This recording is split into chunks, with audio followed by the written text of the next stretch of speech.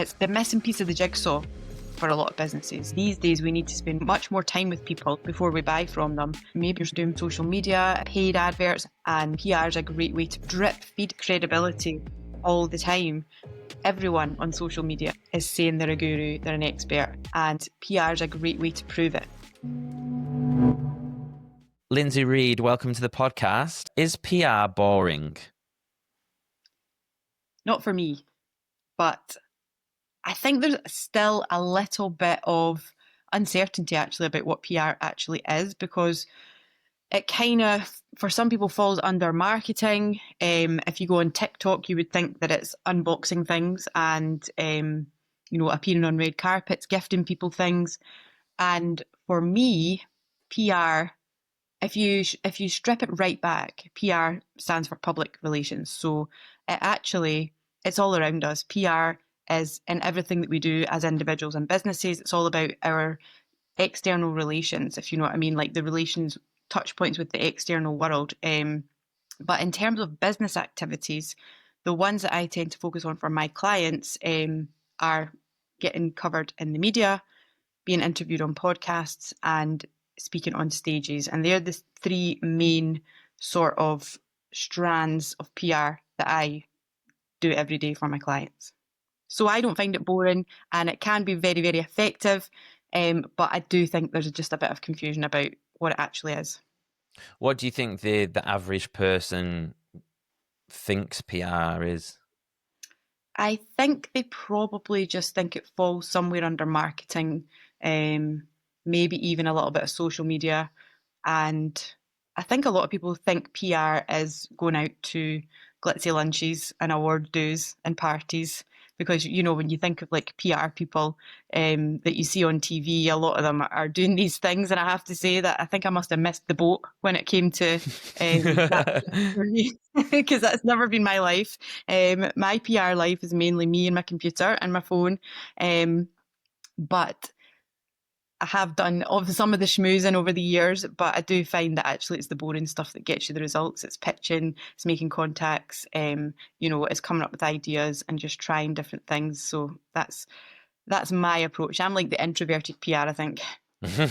Do you think maybe it's that's a development of the times as well, because we're more like online, whereas back in the day, like in-person networking was probably more important? Yeah, I think it probably is. And it still is important. And I think you do need that mix, don't you, of meeting other human beings in real life and having time to do the work. And I think that's probably where I struggle a little bit business-wise, managing my own time actually is, how much time do you go out and about and do things, and versus how much time do you actually sit and do what I class as the work, and that tends to be where I focus most of my time, just doing the boring stuff, like I say, because it does seem to be that that's where I get most of the results for my clients. What type of people are you working with these days? A real variety, and I think that's what I like about it. I work with brands who are well known in the UK. I work with transport brands, and I work with individuals who are either coaches or experts or small business owners. So just a real variety. A lot of it falls into the wellness sector, but not exclusively. What do you think most brands get wrong when it comes to the strategy? I think maybe most people, when it comes to PR and brands, they almost forget that it's like an ongoing investment, actually. And a lot of people think, well, I'll do some PR around a particular launch or, that kind of thing. And actually, for me, it's less of the fireworks and more of the campfire approach, if you know what I mean. We keep it burning and we keep that reputation building going over time rather than the big bang PR moments. So it's like immunity rather than a cure. This sort of, I guess. yeah, like prevention over cure, should I say? Because most people probably think of, we've got a crisis on our hands, we'll reach out to someone like Lindsay to try and manage it. Whereas if they'd been investing slowly over time since their inception, then maybe it would have been easier to manage. Would that be fair to say? Yeah, exactly that. And also, they might think, oh, we've got a new podcast or a new product or something, and we want to do PR around that. And actually, the time to do the PR is ahead of that, so that actually by the time you bring the thing out, more people have got an awareness of who you are already. So it's like I always say, PR is really around building your reputation, growing your profile and your credibility, but really investing in your reputation. So if you think of it even in relation to like financial investments, all the gurus will tell you you need time in the market, you need to invest over time consistently to create the wealth. And I'm not an expert in that, but it's very similar with your reputation. You need to do these consistent investments in your reputation so that you're over time building this foundation that serves you well in terms of business going forward. Mm.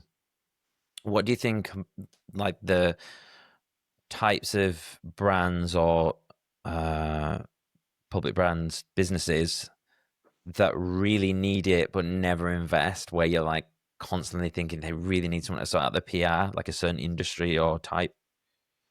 Um, I guess I don't actually pay too much attention to loads of different brands, Mm, but I would say probably sector wise, maybe finance sector. It's almost like they kind of think they just rise above.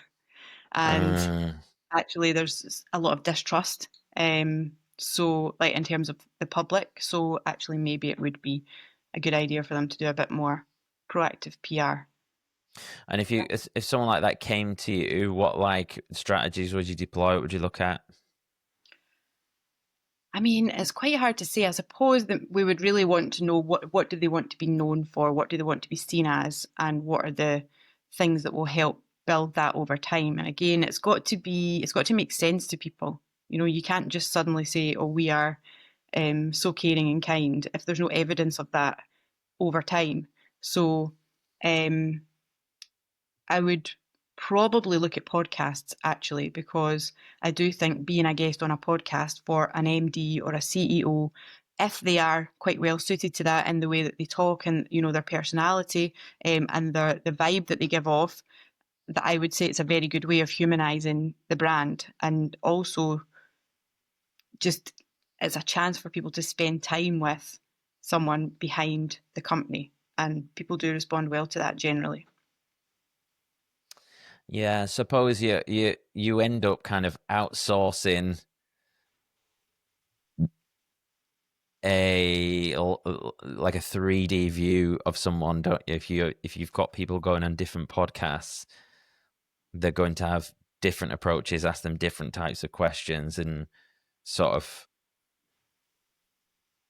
I suppose you could sometimes maybe even stress test like their resilience for the public. Like, do you ever look at that sort of thing? So if someone had been on a podcast, do you ever like review like stuff that came up in terms of like, oh, like, this thing came up and like you didn't really have an answer for that. Like maybe you need to work on developing that side of the story. Is that like a thing? Yeah, I mean, if you had a business CEO that went on a podcast, you would definitely be listening to, the parts that you felt landed well, the parts that you felt they could have been stronger on, or maybe have more examples of. Um, but I guess it's the same if they're doing a media interview. It's about just, finding how they can present themselves the best possible way. But at the end of the day, we're all human. And the only way to get better at being a podcast guest, and this is what I always say to my clients, is to be a podcast guest and just practice. And, it's like anything, if you do it more and more, you just automatically get better at it. You get more succinct, you get better at telling the stories, you see what people seem to respond better to. But I think that's the thing, that 3D view that you were talking about, when you couple that with maybe writing an article in the media that either shares knowledge, gives an opinion, helps people in some way, or gets people talking in some way, and you couple that again with appearing on a stage and, building your credibility that way, it all starts to piece together in terms of like the PR picture.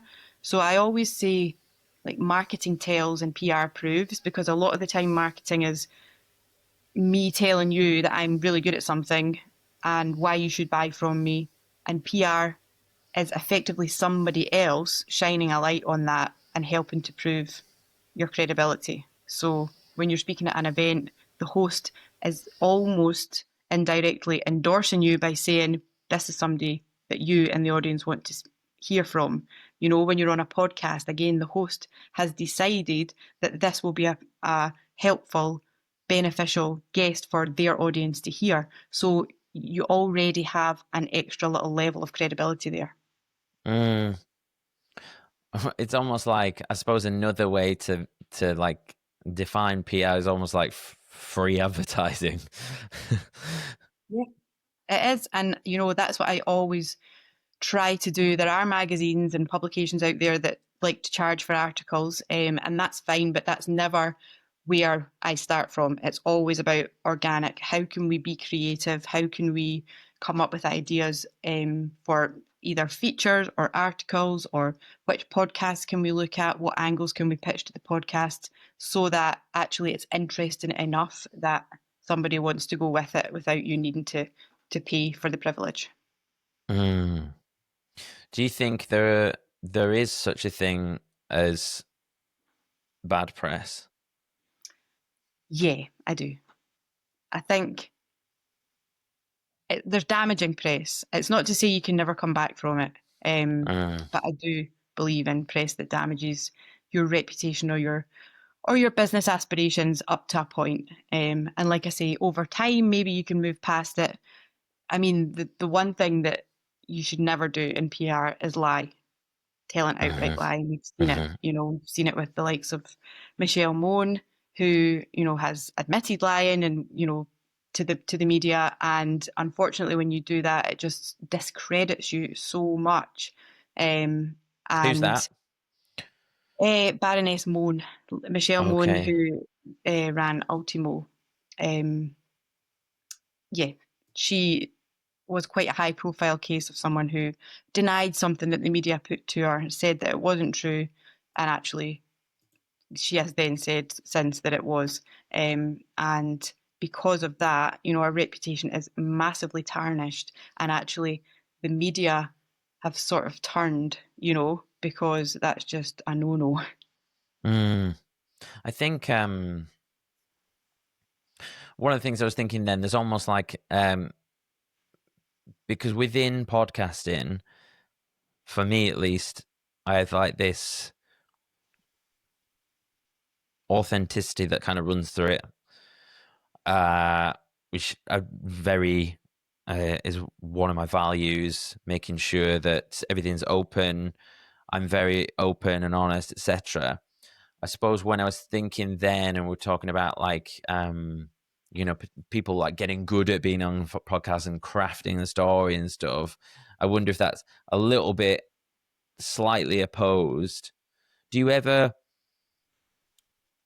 Because I think if someone was to listen to a podcast, they would hate the idea that maybe they were being like coached on, you know, how to be a good guest. You know, look at, you know, politicians when, you know, going on shows or whatever. And I think the benefit of certainly long form podcasts, and you'd be familiar that what happened with like Donald Trump and him going on Joe Rogan and stuff like that, and he was obviously a huge success. But it's like either the guy's a genius or he was just sort of brave enough to. Well, I don't know how long he went on Joe Rogan for. I think it was like 3 hours. Yeah, it Uh, was a good couple of hours. yeah. Um, so I wonder. My question is, like, are you ever approached to work with someone and they want to spin you that want something spinning up or whatever, and you would just flatly refuse? I mean, I would refuse. It depends. You know, I've worked in the corporate world, and you know, you present things. We all do it in our daily life, though. We present things in a way that we want them to be perceived a lot of the time, and Mm-hmm. that is part of PR. But in terms of when I work with clients who are going on podcasts, like I would never coach them Mm. to do anything other than just show up and talk about what they know. Other than to say, don't just well, basically, always my main advice to anybody appearing on a podcast, an educational style podcast, is forget about you and think about the audience. Because podcasts and being interviewed on podcasts are not a chance for you to just show off how great you are and what you know. They're a chance for you to actually help people who could benefit from what you know in their own journey. So the more you can give, the more you can share, the more it will actually benefit you in the long run. But I think a lot of people think that it's a spotlight just for them to show how wonderful they are. And actually, it's really not about them at all. It's about how can they serve the audience. And so that's the advice that I would give any clients. And I would also just advise them to be as real as possible, to talk about the highs and the lows of their journey, to, you know, engage in that two-way conversation and not just make it all about them as well.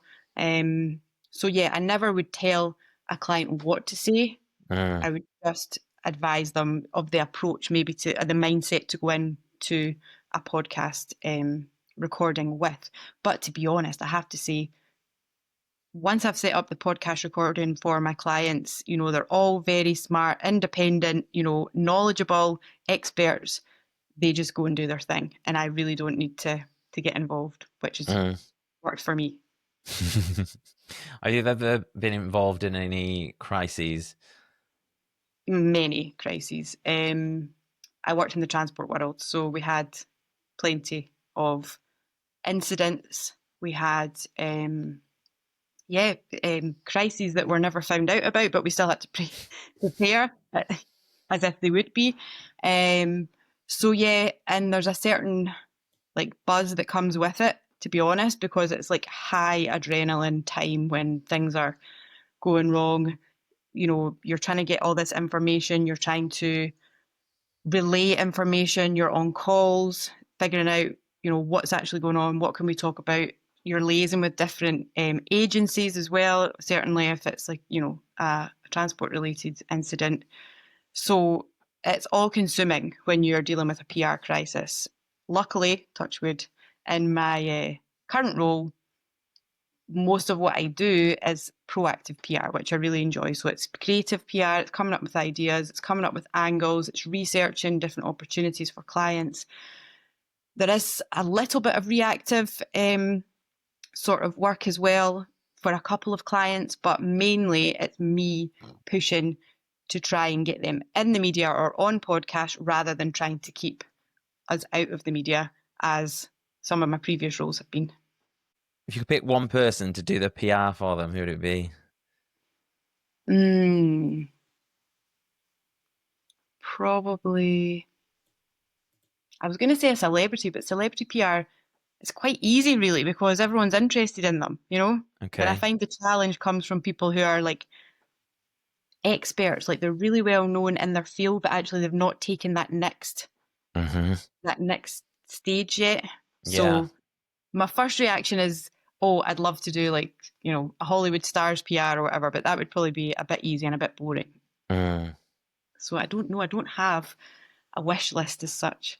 But just I love working with people who are experts. They've been doing what they're doing for, you know, a good number of years. They're certified and qualified in it all, and they are making a difference. And they want more of a platform to share their messages and to tell their story. Mm. Do you think? That's all I look forward to. Look, that's all I look for. Sorry, in a client is, you know, what do they know? What can they share? What are their messages? And what's their own story as well? Yeah. Do you think it's interesting? Actually, there is this crossover into this like story world because that's quite on trend at the moment. Knowing your story development and stuff. It's kind of like this new subset, I guess, of PR that's kind of emerged. And Joey Liu has been on the show a few times, and she does all that stuff and talks about story work. And it's interesting now as I'm starting to connect the dots as we're talking, whereby like, oh yeah, it's all kind of like the same thing, isn't it? Yeah. Just sort of repackaged. Yeah, and I always think like for the media are interested in things that are going to generate discussion, get people talking, grab attention in a way, and or spike someone's imagination. So yeah, the first thing I do with clients, if it's an individual or somebody who runs like a small business, and they want to grow their personal brand and or the business brand, I always look at what's their story, like what brought them here, what have they been through in their lives. Obviously they're not always happy to talk about everything, and that's fine. Then we just focus on knowledge and value and opinions and stuff. But when it comes to features on their actual story, I just very quickly get a sense of what they can share. So a couple of examples even would be I work with the Gavin sisters, who are two sisters in their 50s. They got divorced maybe like 13, 14 years ago when they both had children, young children, and they decided they were just going to live together. So now they've got like this quite unconventional family living arrangement where the two sisters live with each other and their children, and they have done for many years now. They run a business together, and they just decided that was just going to be an easier, more attractive dynamic and a way to live than living separately. And so the media would just really have been super interested in that, just because it's different. It's just a slightly different arrangement from the norm. And they're happy to talk about it. So they've been in the Telegraph, the Daily Mail. They've been in a couple of women's magazines as well, just purely talking about that. And at the Mm, same time, they get to promote their business and the work that they do because they live and work together. And then I've got another client, Aaron, who he told me that he had 33 bank accounts and that's how he managed his money. And straight away, I said, well, that's a media story right away because no one has 33 bank accounts. Like, mm, it sounds ridiculous. And so I pitched it to a journalist, and yeah, within probably a week or two, it was in 5 or 6 different publications just because it sounds crazy and it gets people talking. If you read that story, you would say to somebody later in the day, I read about this guy who's got 33 bank accounts. Like, who could be bothered with that? Do you know what I mean? mm, So these are really interesting stories.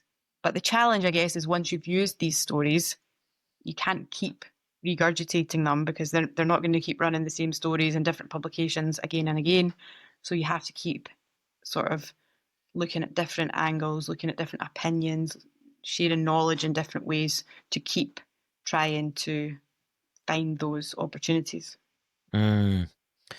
So interesting, like hearing about this side of things. It's like it does feel like peeking behind the curtain a little bit with like, I'll pitch this to this news agent, and clearly, PR executives and professionals like yourself seems like kind of oil the cogs with a lot of like keep a lot of that stuff turning, because I imagine they will rely so much on independent people like yourselves to be bringing them those stories. Yeah, there's just such an appetite for stories, people stories, and Mm, even I work with some freelance journalists, so then I might have the client, I might have the idea, and they might have the contacts. I worked actually there was a client that I'm working with who she's got a really good story. I knew it would be of appeal to somebody, so we tried literally 3 different ways at one newspaper, and we got 2 no's and then a yes. So it just shows you even at the same paper, you can try multiple different people before you get a yes. wow. So the thing with PR is you have to be persistent. You get loads of ignored emails, but it's the ones that are, it's those wee gems that come back that are a yes that make it worth it. And I think once you know that, that's why I say it's the boring work. It's doing the repetitive stuff. It's, you know, following up. It's coming up with, different journalists that you might want to try with the same story, or it's coming up with a slightly different angle, or maybe they had a good story but it wasn't picked up, but then they're looking for Christmas stories, and actually it applies to that as well. So then you manage to get it in as a Christmas story. So it's just like, to me it's just almost like creative ideas. I can't really describe it. I almost see it like like a bit of a game, like a challenge. Mm-hmm. Yeah, that makes sense. Yeah, it's so interesting. All right, I'll give you a little exercise. So I want you to criticize, roast Jason's PR. Jason, your PR. Mine, yeah. Roast your PR. Or does a podcaster not need it because they're constantly putting Well, their I own was just stuff going to out? say, you probably do need it, um, because you've got like knowledge to share at the very least. So, Mm, even if you don't have like, I don't know your backstory as such, but even if you don't have, the drama of the hmm backstory that you can talk about or the quirkiness, you can still share your knowledge. You can give you. I know you're quite opinionated on things, so you can give your opinion. I know. I I didn't know. expect you to say that. I know in your like maybe in your personal life you do these like dating disaster things Yes. on your Instagram. That's the kind of thing that I would tap into, as like a whatever age, midlife kind of guy. Like Single on at 36. yeah, dating in your 30s, what's it like? These are the kind of things that I would probably tap into only if you were comfortable with it. Like sometimes I work with clients who are just like an open book and they just say, go for it. Everything I've told you, I'll Mm. talk about to the media. And then other clients are much more private and they don't want to share all their private information with the media. And then, like I say, we just focus on what knowledge, what articles can they write where they're sharing their lessons or their knowledge, where can they give their opinion. So we don't focus in too much on the personal stuff. Mm. So, yeah. Opinionated. Interesting. I suppose I am quite opinionated. It's interesting hearing someone else's perspective. If you're anything like me, you're probably good at starting habits but fail to stick to them over the long term. There's probably one or two, whether that be going to the gym or taking the dog for a walk, but struggle to maintain others around career, relationship, or life goals. If you're a long-term listener of the podcast, this won't be the first time you've heard me talk about habits and leveraging public accountability. That's why I created Indiip, the tool that helps you build healthy habits and stick to them. After creating your free account, you'll be given your own personal public profile link, which you can share with your friends, your family, coach, or followers. And when someone clicks that link, you'll be given a real-time notification that someone is watching your habits. I can't tell you how much of a motivator it is when you're stuck in a procrastination cycle and this little eyeball pops up with a number next to it. My productivity has gone through the roof since I started using it. It's that effective. Luckily for you, I'm giving away 100 free VIP months to my podcast listeners. There's no credit card required. Head to indiip.com/podcast. That's deep with two eyes, indiip.com/podcast, or follow the links in the episode description below. Let's start crushing our habits today. Did you know I once went on a naked dating show? Well, no, but there you go. Behind the scenes of a naked dating show, what goes on? Yeah, The media would love I that. went on Naked Attraction, Oh, and did you? yeah, and that was like this was pre-podcast. Yeah. This was like 3-4 years ago or whatever. But the girl who was on it with me, who I went on the date with, is somewhat in the public eye. Right. Um, and like she went to town on like all the PR stuff. But it got quite exhausting Mm-hmm. from my point of view because like she was like spinning up this story that like I was a dickhead or whatever. I'd pied her off on TV and stuff. And because basically we went on this date and it's all out there and I'm really nice. I'm just kind of like, oh, it's just more of a friend's vibe. And like I didn't like fuck her and chuck her or anything like that. I literally was just like, oh, I think we're, And anyways, and we stayed in touch. And she actually came on the podcast. And I was like, I'd like to talk to you about this stuff. And we had a bit of a chat. And it was quite nice actually, because, well, I thought it was nice because I was like, oh, I feel like, kind of made amends with that. And the next minute it was like all this stuff coming out in these news articles. And it was like, oh, yeah, he pied me off on TV, but then tried to get me back, DMing me on Instagram. And I'm like, what? And it got like, what was the, because they did a release in, uh, Naked Attraction got released in the States about, I think it was about a year ago or whatever, and it kind of blew up for a few weeks. Okay. And because I noticed all of a sudden getting like some random followers from the US. I'm like, what's going on here? And there was, I can't remember what outlet it was, but it was a big paper in the US, and there was this big story or whatever, and it was just like, and I thought about responding, and then I was like, do you know what, I'm done. Like, I'm not. I was like noticing this, like, well, not even tit for tat. It was kind of all kind of directed at me, whereas I'm like so, I guess, so green in this whole world. I'm like, come on, my podcast, like, let's just chat about it. But then I'm like, oh, okay, so she's a professional, might have a professional working for her, and they're just making the absolute most out of firing that story up again. Yeah. It's for the opportunity, taking the most of the opportunity. And I think that's where celebrity PR is kind of a different beast, really, in terms of that. It's really, taking every opportunity to make the most of, anything that happens in that Mm. person's life, or, and I was about to say that was good PR of you to to invite her on the podcast. Like that, to me, that's a nice PR move on your side.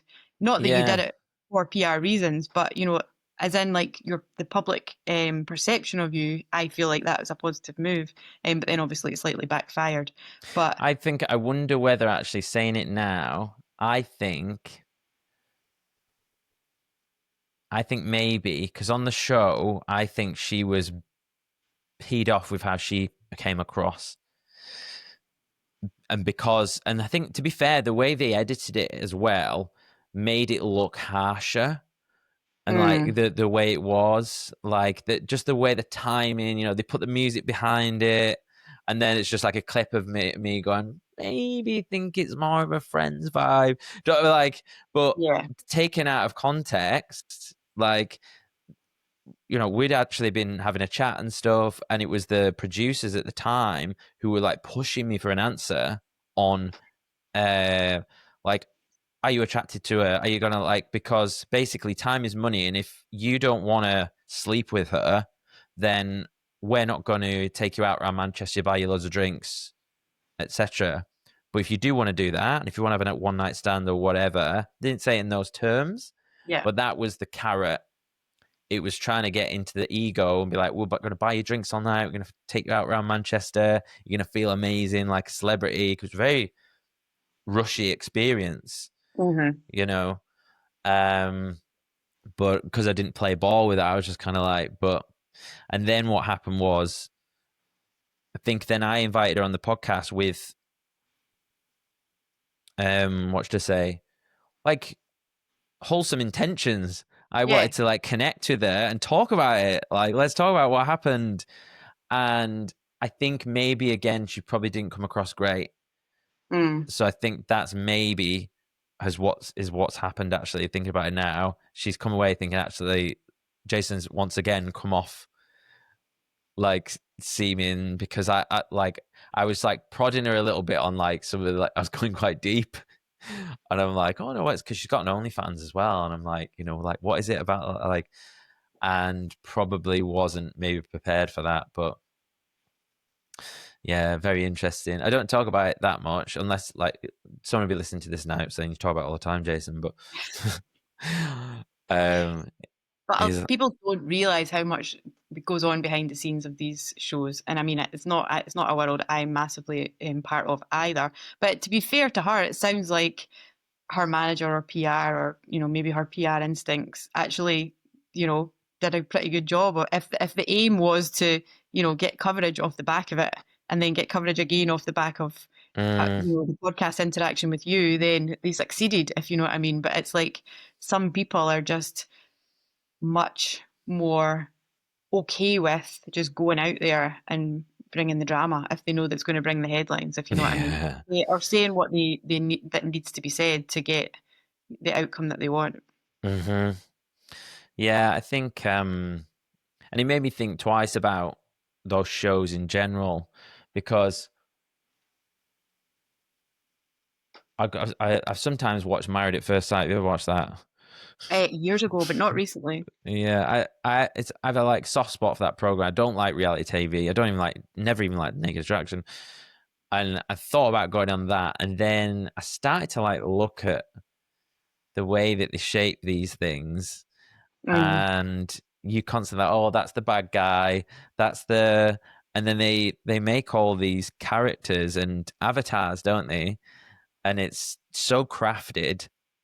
yeah. Um, but yeah, maybe they'd have less trouble with me because I don't drink. Yeah, you wouldn't be so fun though. Yeah, exactly. I When mean, you're oh, looking at good TV. yeah, mind you, but I do come out with some pretty wild stuff when I'm sober. So, Yeah, that's true. I don't either, but I know drunk me would probably make better TV than sober me. yeah, exactly. And that's the whole thing on like those shows, aren't they? They do the big meal and they're all drinking and stuff, and it's there's gonna be a kickoff, Yeah. just because that happens with And those it's got things. they've got to have those moments of drama to keep people watching. Or they've Mm, got to at least stage it in that way so that, there's you know, this is going to be happening next week and you've got two people shouting at each other and then hmm. you need to find out what that was all about. But they need that to happen for their TV show.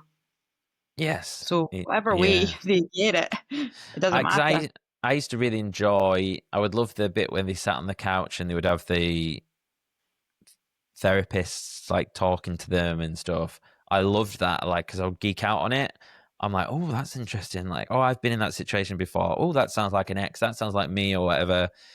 And I thought that part was actually really valuable. But even Paul Brunson, who was one of the, or is one of the guys on it, I think he said in one of his books, like he was well aware and kind of the show's meant to be to find love, but it's kind of not the aim because there's two conflicting things going on there. There's the It's always entertainment, about entertainment and getting audience numbers and making a splash, isn't it? And then if somebody yeah, happens to fall in love along the way, bonus. yeah. Who knows? Watch this space. Might get to 40 and think, and if I'm still single, fuck it.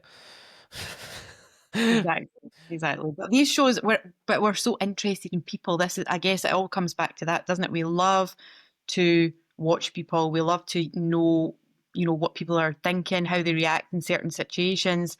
And I Mm, think, media wise, you know, I'm not a big fan of the media as such. I don't tend to like spend loads of time reading about, serious news issues and like politics and world affairs and that kind of thing.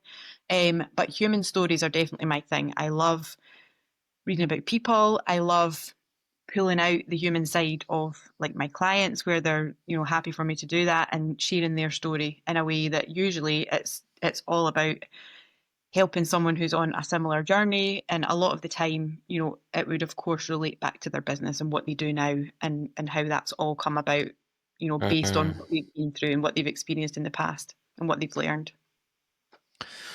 How do you approach that? Um, so I'll give you an example there whereby we picked up there's like this dating thing that could possibly be Yeah. tapped into a little bit in terms of like my public persona, but then I don't have a dating podcast, right? Yeah. Or run a marketing agency. Have an app for to help people build healthy habits, and there's a disjoint there, isn't there, in Yeah. terms of the backstory? So how do you approach like connecting those things up, or can you not force it? Does it kind of have to be already there? Does that make sense? Yeah, I mean, there's different strands, I guess. So there's things that you would do specifically around pushing the business. So again, it might be like you're, talking about healthy habits for a healthy, happy life, and you talking about that, talking about maybe a health turnaround that you've had or that kind of thing.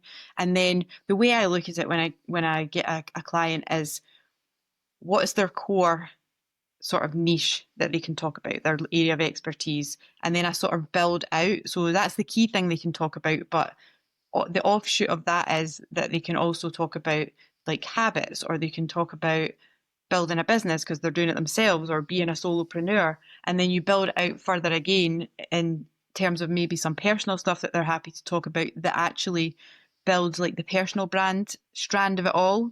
And actually, as long as that is not damaging to the thing that they want to be known for, it can help grow their brand overall, because it's very hard to promote like specifically a podcast, or you know, a book, for example. You can do it, but it helps if you actually build the personal brand as well. Um, so that's kind of the different strands that I approach, like the business specific stuff, and then the more personal brand side of things, where you're just opening yourself up to a slightly different audience just by talking about slightly different things, but actually some of those audience will still be interested. So I've got a client who is a wealth expert, and so he, you know, I guess he talks a lot about finance, but then within that he talks like about freedom. He talks about business, because he's done very well in business, and then he's also been on podcasts where he's alcohol free. So he's been on alcohol free podcast. He's been on a parenting podcast. So there's, you know, it's just opening up to different parts of your life and your brand, I guess, by doing that. But it wouldn't be my main focus, but you know, it would be a way of getting some eyes on you. So you're looking to find this one anchor niche expertise, and then you branch off, but that serves as the foundation Yeah. to like for it all always to come back to. That's interesting. That's how I tend to picture it. So there's the key thing that they talk about, and that's really where most of the focus goes. But actually, there's peripheral sort of elements that they can also talk about that can still feed in nicely. And just it's about opening up to new audiences, but within those audiences, you want there to be people who be interested in some of the key stuff that you do. But you're finding them by talking about slightly different things at times. Yeah. It seems like that main niche. It's like the cost of entry into to that world, to because yeah, how many like people that have been on like Diary of the CEO, and their niche is X thing, but actually they're talking about all other stuff. Yeah, their whole But it's story. yeah, but it's like this person's done this thing, therefore we value them and we'll listen to them talk about X other thing because they've demonstrated their expertise in this one Yeah, particular thing. and when you're trying to be known for talking about something, you do need to give most of your focus to talk about, you know, the key area of expertise that you have. But there's different ways you can do that. You know, you can't just keep saying the same thing all the time, but you can try and like loop it in to different angles, I guess you could say. Yeah, people talk about flywheels. I've heard that term before.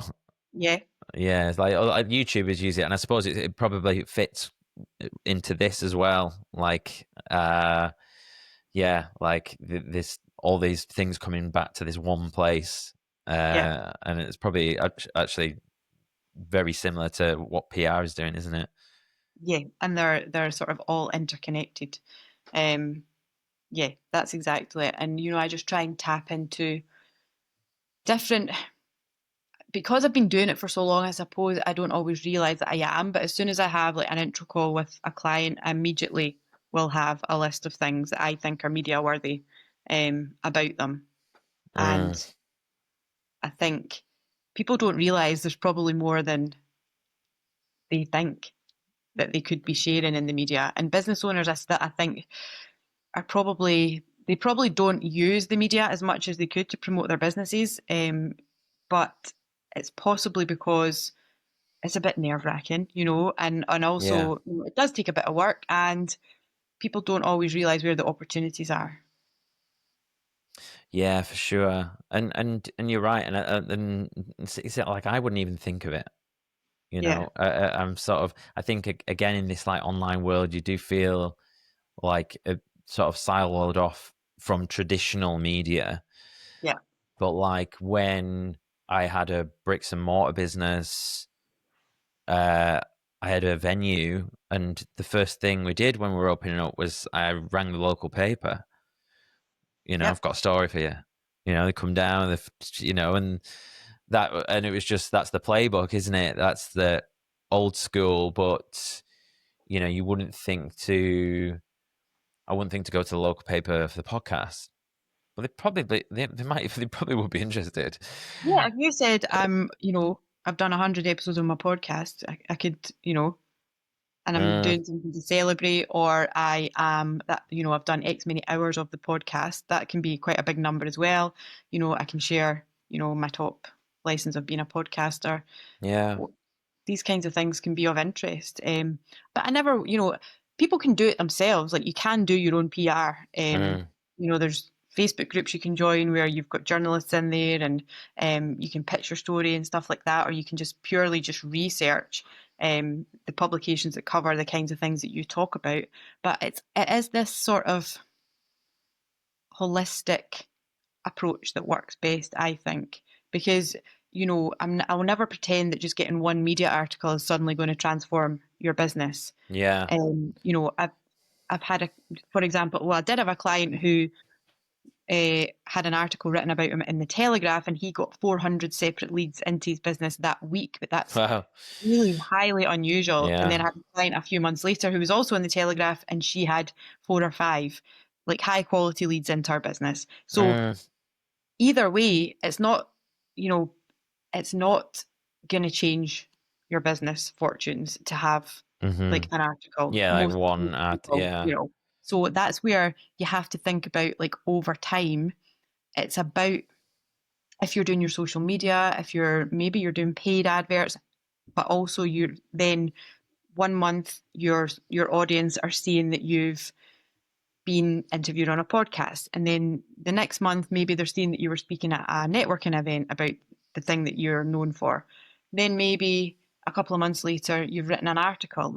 So it's drip feeding this Mm, credibility all the time, on top of your daily stuff that you're putting out on socials or your weekly stuff that you're putting out on socials. yeah. So it's kind of the missing piece of the jigsaw, I think, for a lot of businesses.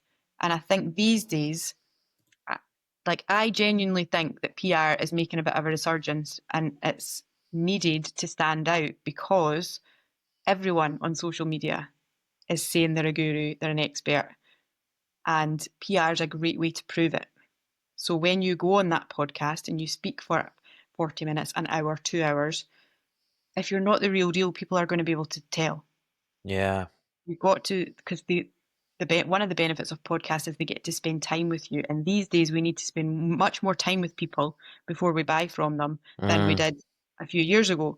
So that's one of the reasons I love podcasts for my clients, because they can go on there, people can spend time with them, they can really show who they are, a bit of their personality, and people can warm to them or not, and that's fine either way. So I think I've lost my train of thought, but the point being, that you need to do things that back up what you're seeing on your socials and just add that not another level of credibility. And being featured in the media, or writing an article, or being on a podcast, or speaking on stages. And I'm not talking about TEDx or you know huge festivals. You can speak at a local business event, you can speak at a networking event, and start off with micro speaking gigs. But even showing up to a networking event and speaking to 10, 15 people, number one, it's great practice. But your best client could be in there and you don't even know. So I just think that's the way that you embrace how to prove what everyone's saying on socials and stand mm. it. Yeah, that's cool. No, it's so interesting thinking about, and you're right, because I think most people would think, yeah, like I need to do TEDx, And it's like and you could go do TEDx, and it might get 1,000 views on YouTube. And obviously, you would do networking on the day, I suppose. But it could only get 1,000 views on YouTube, and then how many customers are you going to get off that? Like maybe one. I mean, if you can do TEDx, then that's incredible. But we've all got to start somewhere, you know? Yeah, People do TEDx because, yes, it's good exposure, but also, it's, again, they don't just accept anybody. You do have to meet a certain level of sort of criteria. You have to be, sure. um, your content has to be backed up by a certain amount of factual evidence for TEDx as well. But I think when people say I want to be a speaker, that's what they imagine. And actually, Mm, it's like anything. You've got to craft your skill at it, and there's business opportunities out there at small events all across the country. Every mm, single day, there's some sort of business event going on, or networking, or community event. It depends what your business is, but just getting out there and being one of those people in the room that's sharing their knowledge can work absolute wonders. I know people who they just operate in one small area, but they're so well known in that area that that sustains their business, and they're really good mm, at what they do. And a lot of people know them, and they're still networking it within that area. I mean, I'm talking like a city, but yeah. they don't necessarily need to be branching out and talking at events down in London or, overseas, because they're building up such a reputation in their home area. Yeah, that's cool. I was thinking it's very similar to there's obviously a crossover, I guess, with blogs and articles and stuff, but it's kind of like the SEO world in terms of, and I imagine you probably, do you track those things? Like, how do you track the performance of like campaigns that you're doing? I mean, most of what I do is not really a sort of strategic campaign, other Mm-hmm. than it's mostly about creative ideas and implementation, and then we see what works, and we see, again, how over time does it grow their profile, does it lead to connections, does it lead to business Mm, opportunities. um I mean, when I was in the corporate world, yes, we tracked, ROI mm-hmm. and everything like that Mm-hmm. through, like, our PR agency. For me, just because I'm a solo a solopreneur, Yeah. I Yeah. don't do fancy reports and things like that. And I always say to clients, if you're coming to me for, big long strategy documents and reports, then you need to find a different PR, because that's, the time that I spend on you is ideas, pitching, implementation.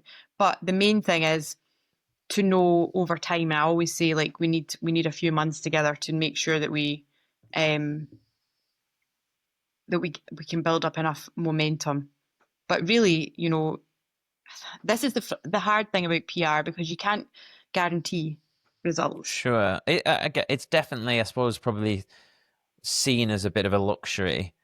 As someone, because like in the agency, like we do like Google ads and stuff like that, and it's constantly like you need to be showing conversions, reports, everything, Exactly. and it's like we have trouble like signing people up for 3 months. Yeah. And they're like, "Oh, let's do 30 days."